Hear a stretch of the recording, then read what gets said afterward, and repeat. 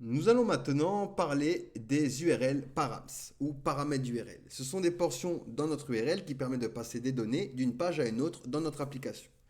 Ils sont souvent utilisés pour permettre à l'utilisateur de spécifier des informations dans l'URL comme des identifiants, des filtres, des options qui seront utilisés pour afficher le contenu de la page. Dans React Router DOM, vous allez pouvoir définir des paramètres d'URL dans vos routes en utilisant du coup un hook qui s'appelle useParams.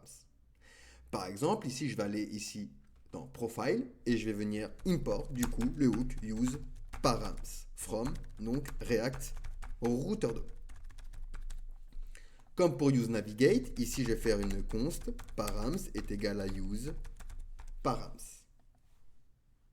Et ici par exemple, je vais venir loguer params. Donc je vais aller ici sur slash et on va mettre par exemple user slash profil. Donc je suis bien sur une page profil, je fais un clic droit inspecter et ici je vais bien avoir un objet avec user ID profile.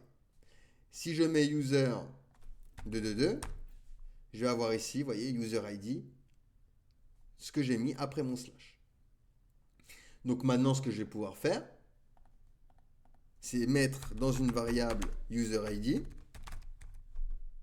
et lui dire que c'est égal du coup à params, c'est vu que c'est un objet, point user ID. Et ici par exemple, je vais afficher du coup ma variable user ID. Donc maintenant j'ai profil 2222 et si je mets autre chose ici, ça va être dynamique, j'aurai bien profil et l'ID récupéré avec useParams. Ce qu'on aurait pu faire également, c'est faire du destructuring.